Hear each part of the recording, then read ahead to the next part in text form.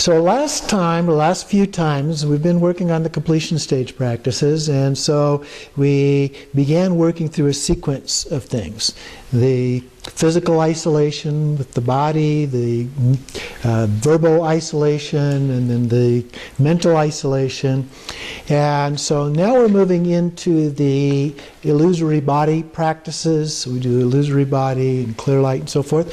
And so we start with the impure illusory body. And so that's what we're going to focus on today, along with the dream yoga practices that go along with that. And so we've had some experience with illusory body and seeing our body as illusory. And so Padmasambhava gives us some additional instructions to further our practice, or the development of our practice in this regard. And we begin with the power of intention.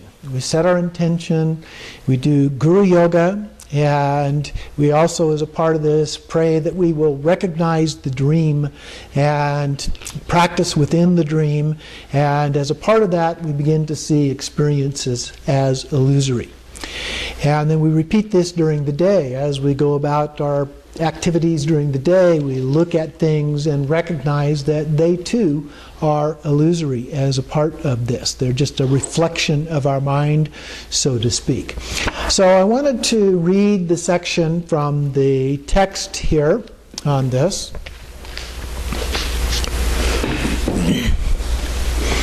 And so on page 141, he begins here with the instructions on the illusory body. And we're doing the section on the impure illusory body here. So, in a solitary place, sit on a comfortable cushion. Now, a solitary place can be your living room. It doesn't have to be out in the forest somewhere, or it could be. And cultivate the spirit of awakening, which of course is bodhicitta, thinking, may all sentient beings throughout space achieve perfect Buddhahood. For that purpose, I shall meditate on the natural liberation of appearances through the instructions on the illusory body. Then offer supplications. Bless me that I may practice the illusory body. Bless me that I realize the illusion-like samadhi. So this is just the beginning of the practice. We set ourselves up ready to do the practice. Then the root text continues at the bottom of 142. It is like this. All phenomena are non-existent, but they appear to exist and are established in various things. Now, when we say non-existent, we're talking about it in terms of being inherently existent. Okay? But they appear to exist and are established as various things, like white and red. That which is impermanent is grasped as permanent. That which is not truly existent is grasped as being truly existent. Although it is said that the cause of the bondage of all beings is like an illusion, due to grasping onto the true existence of deceptive appearances, phenomena now appear as truly existent. These originally arose from insubstantiality. Now they appear even though they are non-existent. And in the end, they will become nothing. Consider that since these things, which are without permanence, stability, or immutability, have no inherent nature, they are like illusions. So the basic idea here is that we consider them to be like an illusion, that they have no inherent existence. And we might think of it from a Western scientific point of view, that if we could really see the true nature of these various objects around us, and we could see the atoms and the absence of anything even in the atoms, let alone around the atoms, that it would look almost transparent, that it would just be a vacuous kind of rainbow-like structures. You can barely see them at all, if at all. And yet they appear to us as being solid, as being real. So they are like an illusion. And so then he goes into the actual practice sections here, and they're divided into body, speech, and mind, and then another session which comes back to a slight different variation on the first one. So he continues here looking at the body, and two parts to the body here. Then fasten a very clear mirror on a cubit high post in front of you. So looking at a mirror. Bathe yourself and look at the mirror image in your form, adorned with ornaments. So you've dressed yourself in this case, so you can just stand in front of the mirror as you are. Praise it and so on, and see if there is mind state of pleasure or displeasure.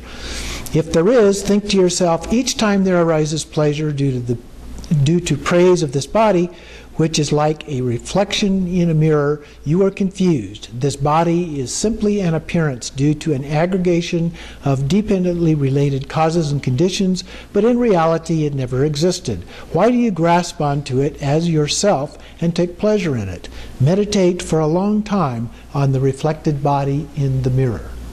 So we stand in front of the mirror, we reflect on the nature of that reflection. It's not truly existed, it's just a reflection, even though it looks as real as when we look at our own body or somebody else's body. And it's just an illusion.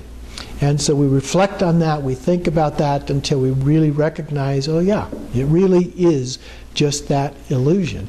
And in this particular case, if as we look at it we sense some sense of pleasure as a part of that, then we think about the nature of that pleasure as well, which is also just an illusion. The reflection experiences no pleasure whatsoever.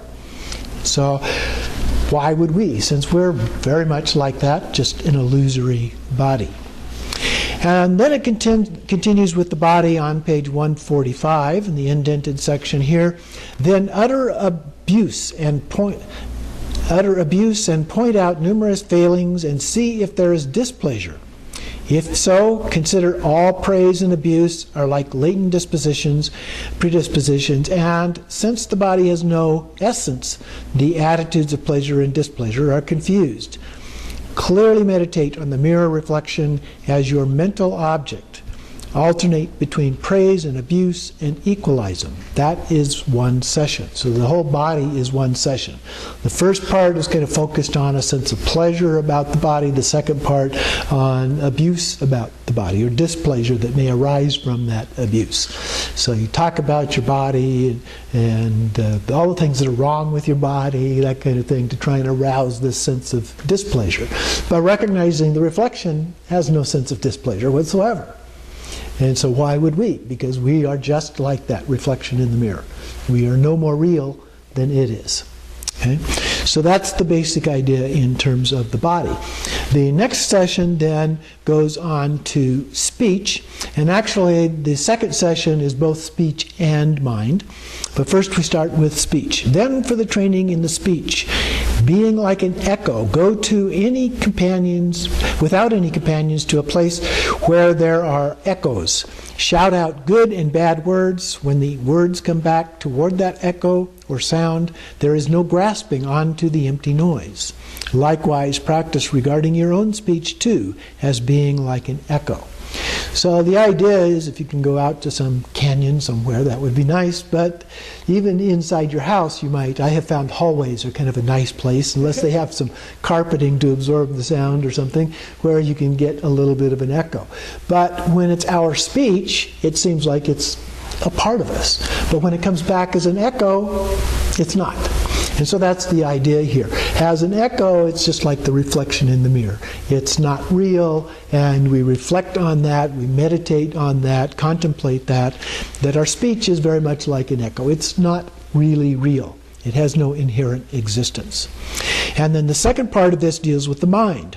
For training in thoughts, being like a mirage, look at or imagine a mirage, just as it cannot be found by going to in search of it. The assemblage of thoughts that move the mind are also without an inherent nature, like a mirage.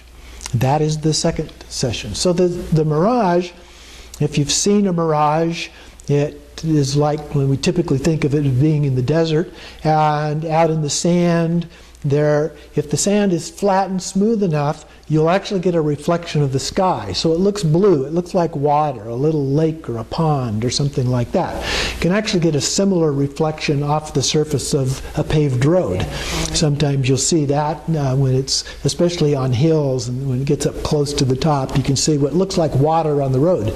It's not really, and as you get to it, you realize it's not water on the road, but it's just a mirage. And a lot of times because of the heat, either in the desert desert or the heat on the road. It also has kind of a wavy kind of structure to it, nature, when you look at it as well. It's not real clear and still, but it's kind of moving about a little bit as a part of that. And you can either see one or you can imagine one, either way, but the fact is it's not real. And in the desert or on the road, when you go to that place where it looked like the water was, it's not there. It vanishes. You cannot find it. It has no solid existence. So the same metaphor here being used, same idea of the metaphor being used here. It has no inherent existence. So again, we reflect on that. We think about that as a part of this session. Mind is just like that as well. It has no inherent existence. It comes, it abides for a bit, and it goes. And then he goes on into a third session here, and he says, then imagine that the mirror reflection dissolves into your own body, and meditate on your body as appearing, yet having no inherent nature. At times consider this. The Bhagavan, the great sage, discussed all phenomena in terms of 10 analogies. All composite phenomena are like an illusion, like a dream, like a mirage, like a reflection, like a city of Gandharvas, like an echo, like a moon's reflection in water, like a bubble, like an optical illusion, and like a phantom. They are not truly existent. At times, if you have companions, have them speak to you, or if you do not, imagine mentally praising yourself and showing a great deal of respect for yourself. If pleasurable thoughts arise, equalize them in the absence of true existence. Then imagine being abused, robbed, and beaten. If a mental state of displeasure arises, equalize it in the absence of true existence. Meditate on this as being in no way different than praising or abusing a reflection in a mirror. When you are actually praised or abused, or equalize it as if it were a reflection in a mirror.